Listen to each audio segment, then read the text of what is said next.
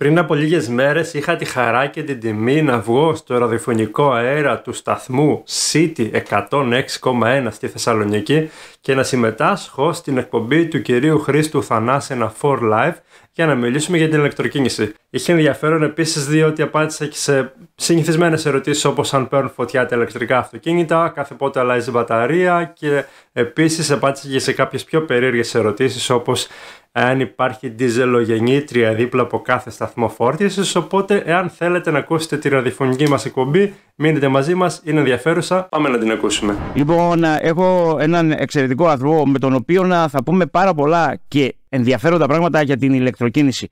Κύριε Συνογιώργο, καλώς ήρθατε. Καλησπέρα. Σας ευχαριστώ πάρα πολύ για την τιμή που μου κάνετε να είστε εδώ. Παρόλο που σας έστησα εχθές, θέλω να σας ευχαριστήσω που είστε στην παρέα του City 106,1. Καλησπέρα σας. Καλησπέρα από Πάτρα. Ευχαριστώ πολύ για την πρόσκληση και την τιμή. Κανένα πρόβλημα. Με χαρά να συζητήσουμε. Η αλήθεια είναι ότι οι ακροατές μου δεν ξέρουν τίποτα σήμερα και δεν είμαι ένας καλός promoter, παρόλο που εσείς διαφημίσατε την κουβέντα μας. Επειδή και εγώ μόλις έφτασα από το εξωτερικό, θα πούμε λοιπόν στον κόσμο ότι θα μιλήσουμε για την ηλεκτροκίνηση. Και μάλιστα για την ηλεκτροκίνηση η οποία πλέον έχει μπει πολύ σταθερά στη ζωή μας. Τι είναι η ηλεκτροκίνηση, κύριε Συνογιώργο? Θέλετε να μας πείτε? Ναι, ουσιαστικά η ηλεκτροκίνηση είναι ένας εναλλακτικός τρόπος μετακίνησης. Πλέον αντί να έχεις ένα θερμικό αυτοκίνητο με βενζίνη ή με πετρέλαιο, πλέον υπάρχει η δυνατότητα να αγοράσεις ένα ηλεκτρικό αυτοκίνητο, να κάνεις τις καθημερινές μετακινήσεις, Είναι η πιο καλή χρήση που μπορείς να κάνεις. Δεν μπορείς να πηγαίνεις και ταξίδια βεβαίως, αλλά εκεί υπάρχουν λίγο περισσότερες δυσκολίες. Ναι, είναι οι γνωστές δυσκολίες τις οποίες μπορεί να αντιμετωπίσει κάποιος με ένα ηλεκτρικό αυτοκίνητο. Και όχι μόνο με ένα ηλεκτρικό αυτοκίνητο, γιατί διαπίστωσα τελικά ότι η ηλεκτροκίνηση είναι παντού. Είναι στα ποδήλατα, είναι παντού. Είναι σε οτιδήποτε μετακινείται, σε οτιδήποτε πετάει, υπάρχει ηλεκτροκίνηση πια. Είναι αυτό αλήθεια ή εγώ το έχω δει λάθος? Μπαίνει παντού, ακόμα και στην ψυχαγωγία, όπως είναι το πατίνι, το ποδήλατο, το καρ.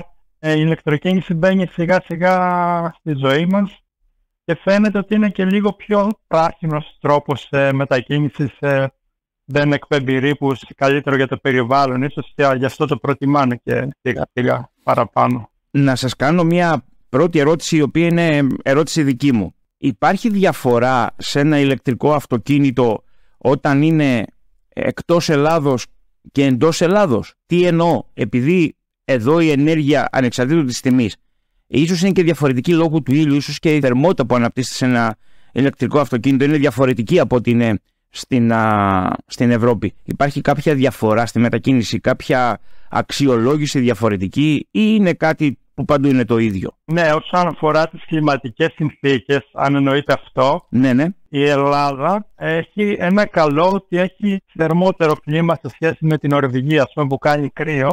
Όπου εκεί τα ηλεκτρικά αυτοκίνητα χρειάζονται περισσότερη ενέργεια για να λειτουργήσουν κυρίως το χειμώνα.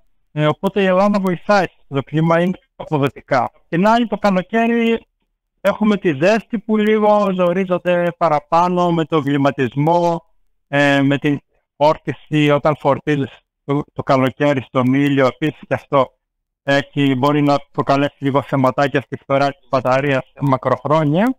Αλλά συγκεκριμένα μέσα στο κλίμα της Ελλάδας είναι πιο καλό σε σχέση με άλλες χώρες για την καθημερινή σου χρήση.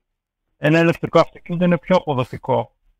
Στην περίπτωση αυτή λοιπόν προτιμούμε τα ηλεκτρικά αυτοκίνητα ή είναι μια διαδικασία και αυτή η οποία ναι μεν είναι κάτι καινούριο, ναι μεν βοηθάει πάρα πολύ στο περιβάλλον και την κλιματική κρίση, αλλά από εκεί και πέρα υπάρχουν επικίνδυνες καταστάσεις? Δηλαδή έχουμε δει αυτοκίνητα και δει πανάκριβα αυτοκίνητα να καίγονται.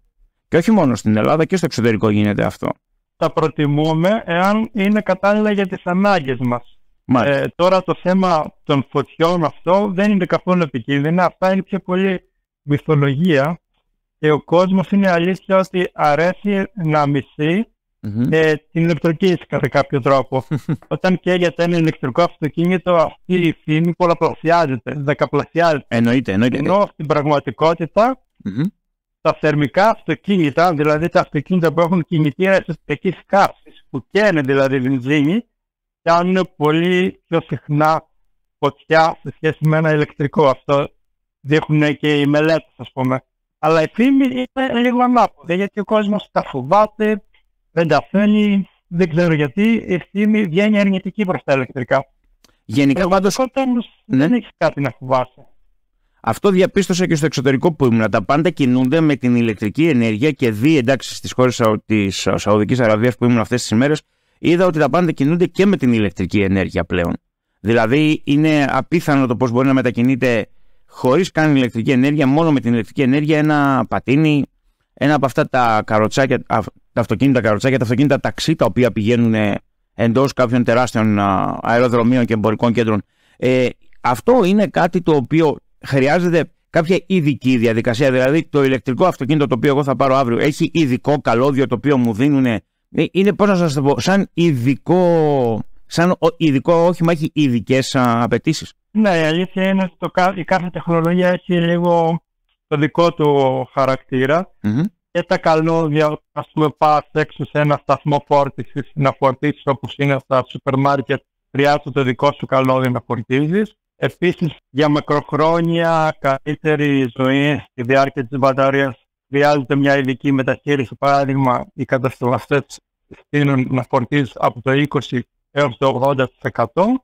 Όχι ότι απαγορεύεται να το πας πιο κάτω ή πιο πάνω, αλλά σου λένε για βέλτιστη διάρκεια ζωής της μπαταρίας σου να φορτίζεις μέχρι εκεί. Έχει κάποια χαρακτηριστικά, ας πούμε, η κάθε τεχνολογία που πρέπει να ακολουθείς αν θέλεις. Όχι υποχρεωτικά, αλλά καλύτερα για την ζωή της μπαταρίας, ας πούμε. Αληθεύει ότι υπάρχουν ρηπογόνα λύματα τα οποία, μάλλον αληθεύει ότι για να φτιαχτεί μια μπαταρία, ηλεκτρική μπαταρία, υπάρχουν αρκετά ρηπογόνα λύματα για τον πλανήτη? Κάτι τέτοιο διάβαζα σε μια μελέτη τώρα και μου έκανε τρομερή εντύπωση και ήθελα να σας ρωτήσω, πραγματικά ήθελα να σας ρωτήσω. Εγώ το έχω ακούσει ότι για την εξόρυξη και την κατασκευή των μπαταριών δυστυχώς χαλάνε το περιβάλλον κατά κάποιο τρόπο. Αλλά δεν ξέρω τώρα, και σε αυτό εύχομαι δηλαδή να βγει μια τεχνολογία που να παράγουν μπαταρίες χωρίς να βαρύνουν το περιβάλλον.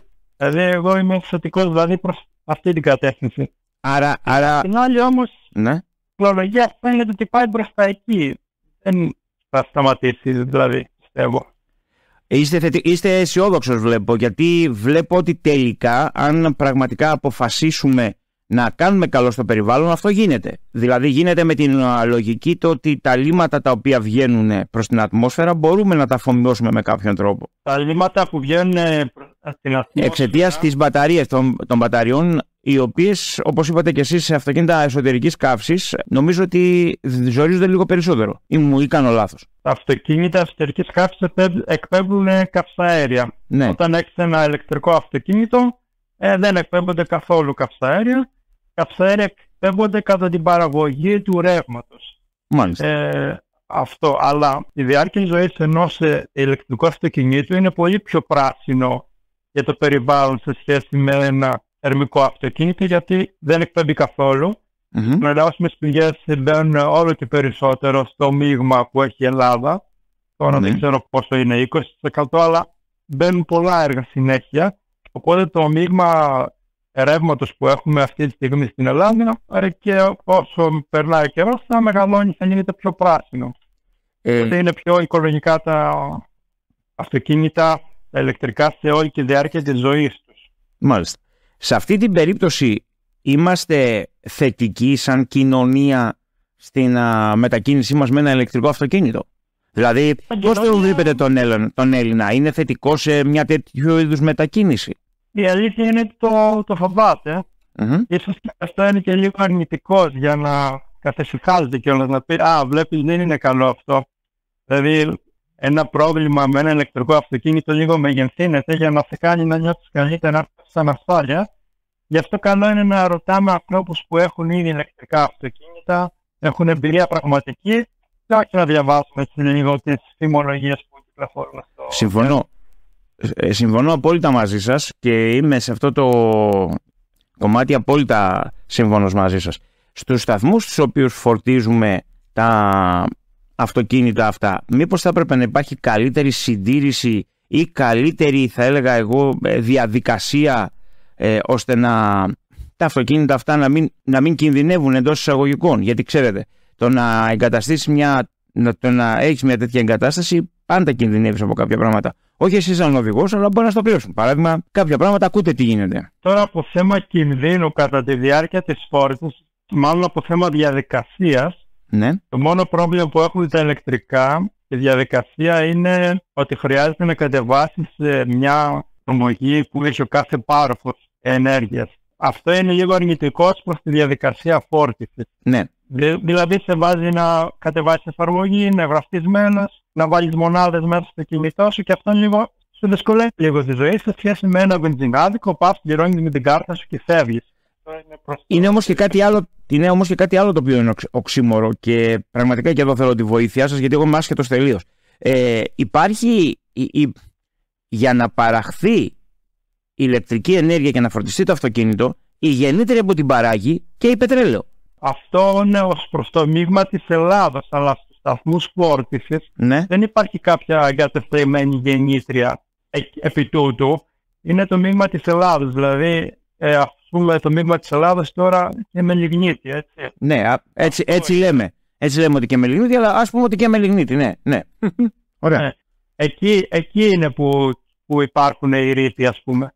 Μάλιστα. Σε ένα σταθμό φόρτισης εδώ δεν υπάρχει γεννήτρια που καίει πετρέλαιο. Εδώ δηλαδή σε ένας μάρκετ, ας πούμε, απ' έξω που υπάρχουν 5 σταθμοί φόρτισης, δεν υπάρχει μια γεννήτρια πετρελαίου. Και πετρέλαιο. Όχι, αυτό είναι. Δεν ξέρω, δεν είναι. Να σας πω. Και πώς φορτίζει, δηλαδή υπάρχει ουσιαστικά ένα φωτοβολταϊκό το οποίο δίνει συνεχόμενο ρεύμα ώστε να μπορώ ο κάθε ένας που έχει ηλεκτρικό αυτοκίνητο να πηγαίνει να φορτίζει το αυτοκίνητό του. Πώς γίνεται αυτό? Το φωτοβολταϊκό είναι προαιρετικό. Υπάρχει σύνδεση στο ρεύμα στο δίκτυο. Μάλιστα. Άρα λοιπόν έξω από κάθε σούπερ μάρκετ, μάλλον το κάθε σούπερ μάρκετ για να μου παρέχει εμένα τη θέση και για το σημείο φόρτισης, μου παρέχει την ηλεκτρική ενέργεια τη δικιά του. Σωστά? Σωστά. Είναι συνδεδεμένη στο ρεύμα, στο δίκτυο, για να μπορείς εσύ να φορτίσεις το αυτοκίνητό σου σχετικά γρήγορα.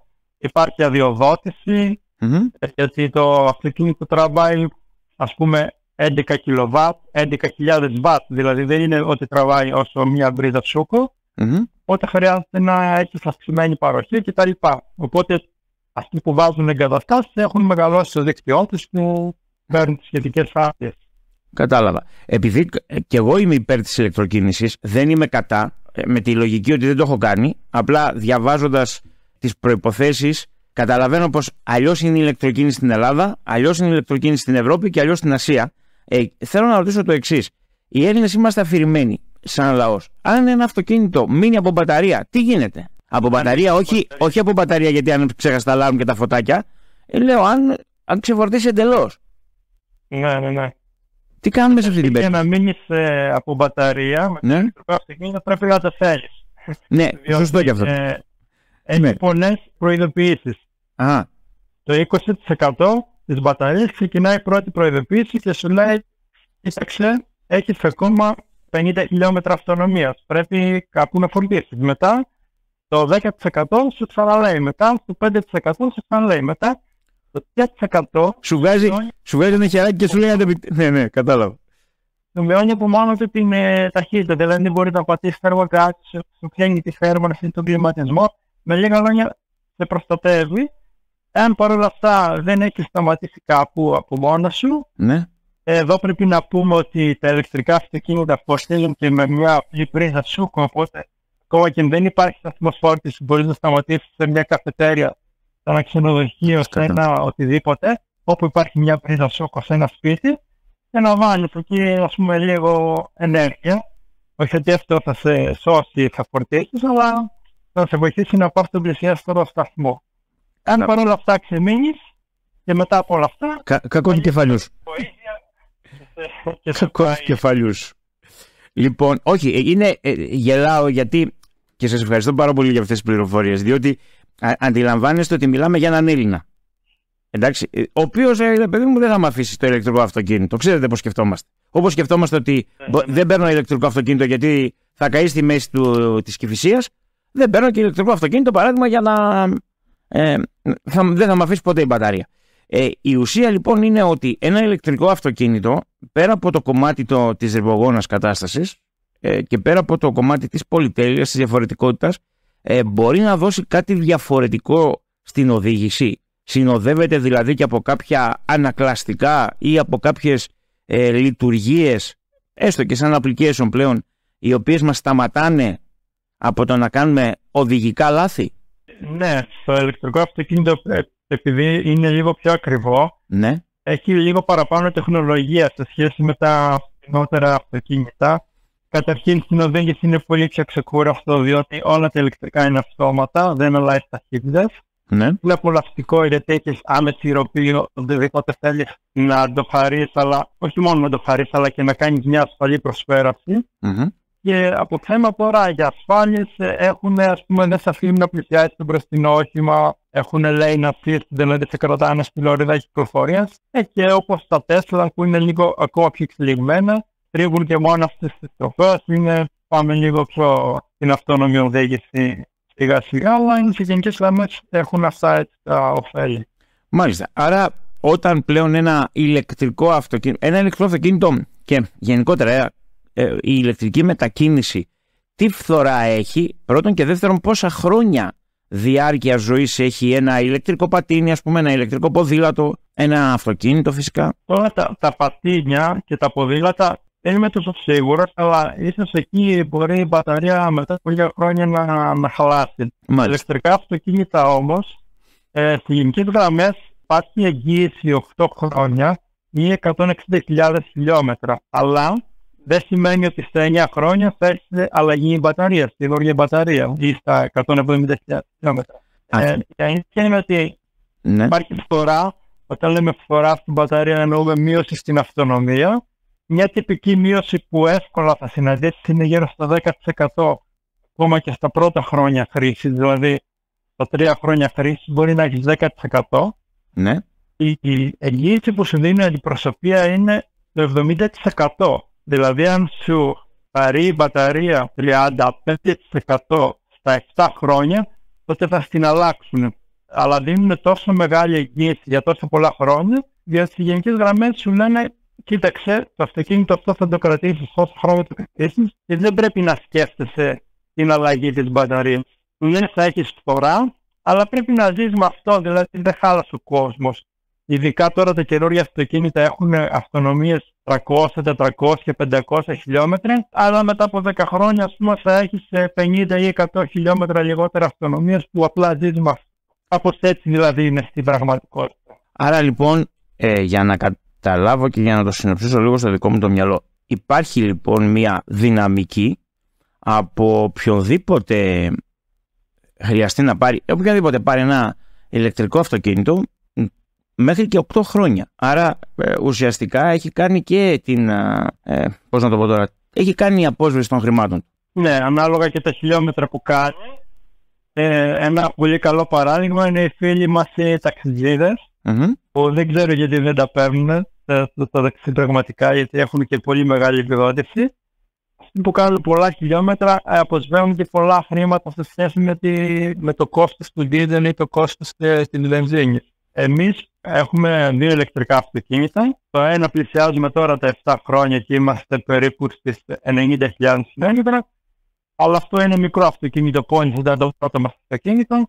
Επειδή μας άρεσε, μετά πήραμε και δεύτερο ηλεκτρικό, καταργήσαμε δηλαδή και τα 2 που είχαμε στην οικογένεια, τα βενζινοκίνητα, και πήραμε δεύτερο ηλεκτρικό με μεγάλη μπαταρία πλέον για να μπορούμε να πηγαίνουμε σε ταξίδια.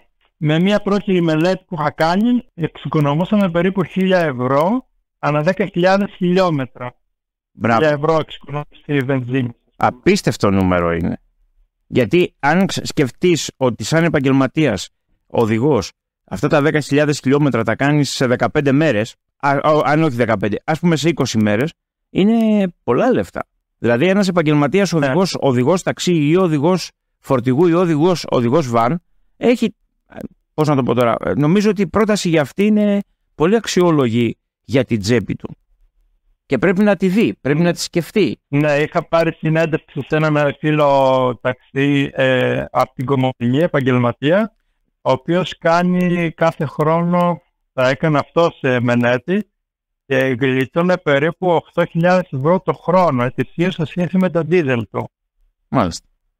Οι φίλοι ταξί έχουν επιδότηση 22.500 ευρώ. 22.000? Ναι, τι είπατε τώρα? 500 ευρώ. Το χάσα. 22.500 ευρώ επιδότηση από το κράτος ή από τις εταιρείες? Ναι. Μάλιστα. Από το κράτος. Το αρνητικό είναι ότι πρέπει να αποσύρουν ένα παλιό ταξί. Ταξί. Οπότε αν κάποιος έχει ένα ταξί, σκέφτεται αντί να το αποσύρει, να το πουλήσει. Καλά. Οπότε εκεί τους που χρώνει. Ναι, να σας πω την αλήθεια, καλό είναι να το αποσύρει, γιατί μετά από 1 εκατομμύριο χιλιόμετρα που θα έχει κάνει εκείνο το ταξί με ό,τι φθορές έχει, και να το πουλήσει πραγματικά θα φέρει σε δύσκολη θέση σε αυτόν που θα τα αγοράσει. Αλλά εν πάση περιπτώσει, Ελλάδα είμαστε, σκεφτόμαστε με αυτόν τον τρόπο. Είναι τελείως διαφορετικό το έργο και συγχωρήστε με που την αγαπάω τη χώρα μου, αλλά είναι μερικά πράγματα τα οποία πρέπει να ακολουθήσει την εξέλιξη. Δεν μπορείς να κάνεις και διαφορετικά. Μια τελευταία ερώτηση πριν σας αφήσω. Υπάρχει πιθανότητα το ηλεκτρικό αυτοκίνητο ή κάθε μετακίνηση, μάλλον η ηλεκτροκίνηση γενικότερα, να βλάπτει την υγεία μας? Δεν έχω σκεφτεί. Επίσης, πριν ένα αυτοκίνητο βγει στην κυκλοφορία, περνάει πάρα πολλά τεστ, όπως κάνουν τα crash test που είναι υποχρεωτικά. Έτσι, εκτιμώ ότι είναι και από θέματα, ας πούμε, ακούω για ακτινοβολία. Ναι. Αλλά όλα αυτά ελέγχονται πριν βγουν στην κυκλοφορία, ελέγχονται, τεστάρονται και δεν είναι επικίνδυνο για τον άνθρωπο. Πιο πολύ ακτινοβολία έχει το κινητό τηλέφωνο που χρησιμοποιούμε παρά το αυτοκίνητο, ας πούμε. Σε αυτή όμως την περίπτωση, αν μου επιτρέψετε να σας ρωτήσω κάτι,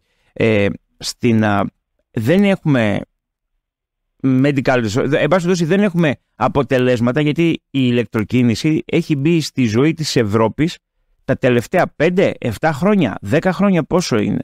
Ναι, 10 χρόνια, ναι. Είναι 10 χρόνια. Σε αυτή την περίπτωση λοιπόν η ηλεκτροκίνηση δεν έχει δείξει αν ενοχοποιεί κάποια θέματα υγείας, αν ενοχοποιείται μάλλον για κάποια θέματα υγείας. Ναι. Οπότε είναι καλό να περιμένουμε. Η ουσία είναι ότι δεν υπάρχει ακτινοβολία εντός του αυτοκινήτου. Γιατί με τόσα γκατζετάκια μέσα στο αυτοκίνητο νομίζω ότι η ακτινοβολία είναι μεγάλη. Κοιτάξτε, το βέβαιο είναι ότι όταν παίρνεις ένα ηλεκτρικό αυτοκίνητο, το βέβαιο είναι ότι δεν εκπέμπει ρήπους από την εξάτμιση. Που αυτό είναι ένα θετικό που το είναι βέβαιο. Καλά, τώρα δεν ξέρω. Θα έχουμε σε 20-30 χρόνια κάποια αρνητικές επηρεάσεις, αλλά εντάξει, θέλω να πιστεύω ότι...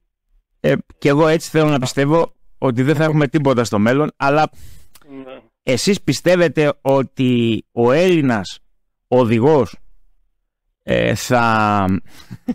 δεν θέλω να γελάω, αλλά πραγματικά πιστεύετε ότι δεν θα μαρσάρει για να βγάλει ένα μπουφ από πίσω με τέτοιο με καυσαέριο? Θα οδηγάει αυτοκίνητο το οποίο θα πηγαίνει σαν με χαμηλά, ξέρω εγώ, με χαμηλή δυναμική. Όχι ότι δεν τρέχει, αλλά λέμε τώρα με χαμηλή δυναμική. Να μην βγάλει λίγο έτσι από πίσω, έτσι λίγο καπνό. Να μην το ξεμπουκώσει λίγο που λένε. Ναι. Καταρχήν δεν είπαμε ότι το ηλεκτρικό αυτοκίνητο δεν είναι άλλη λύση για όλους, έτσι. Ναι, το καταλαβαίνουμε. Ναι, αυτό δεν το αναφέραμε. Έχει προϋποθέσεις. Ας πούμε, εμείς εδώ που ζούμε στην Πάτρα έχουμε απ' έξω από το σπίτι μας πάρκινγκ και το βράδυ μετά τη δουλειά μας που γυρνάμε το βάζουμε στην παγίδα και φορτίζει. Όταν κάποιος ζει σε πολυκατοικία, αυτό δεν μπορεί να το κάνει, και όταν εμένα κάποιος με ρωτάει να πάρω ηλεκτρικό αυτοκίνητο, το πρώτο πράγμα που το ρωτάω είναι αν έχει πάρκινγκ στο σπίτι του. Αν μου λέει όχι, του λέω καλύτερα μην πάρεις. Αυτό θα είναι πορευτείς και δεν θα κάνεις πραγματική οικονομία στη τσέπη σου. Πολύ σωστά. Εγώ κάπως έτσι το ξεκίνησα για οικονομία. Πάρα πολύ σωστά. Οπότε δεν είναι ιδανικό για όλους το ηλεκτρικό, έχει προϋποθέσεις. Και άλλη προϋποθέση που έχει είναι στο ταξίδι, είναι πολύ καλή ευκαιρία να ακολουθείς τα όρια κυκλοφορίας στον δρόμο. Ναι, γιατί αυτά είναι και λίγο έξυπνα. Δηλαδή πάνε με τα όρια κυκλοφορίας στον δρόμο, λες και βλέπουν. Όχι για αυτό το λόγο, δεν το λέω για αυτό. Το λέω για τον λόγο ότι όσο πιο γρήγορα τρέχεις, τόσο πιο γρήγορα τελειώνει η μπαταρία σου. Οπότε, σωστά, αν θες να κερδίσεις λίγα λεπτά να φτάσεις νωρίτερα, η μπαταρία σου αντιστρόφως ανάλογα αδειάζει. Σωστά. Κύριε... Έχει κάποιες προϋποθέσεις που κάποιος μπορεί να μην μπορεί να τις πληρεί. Κύριε Συνογιώργο, επειδή ξέρετε από τον χρόνο και επειδή έχετε ένα εξαιρετικό κανάλι στο YouTube, πέστε το μας κιόλας, δεν είναι ούτως ή άλλως, θα χαρεί πολύ ο κόσμος να σας... Το που είναι το όνομά μου, ουσιαστικά George Συνογιώργος. Πολύ ωραία. Μοιράζομαι την εμπειρία μου με την ηλεκτρική. Θα χαρώ πάρα πολύ να τα ξαναπούμε και σας ευχαριστώ για την τιμή που μου κάνατε να είστε εδώ αυτή την ώρα. Ξέρετε ότι ο χρόνος στο ραδιόφωνο είναι περιορισμένος. Να είστε καλά. Σας ευχαριστώ πάρα πολύ και σας εύχομαι ένα υπέροχο βράδυ. Καλό βράδυ. Να είστε καλά.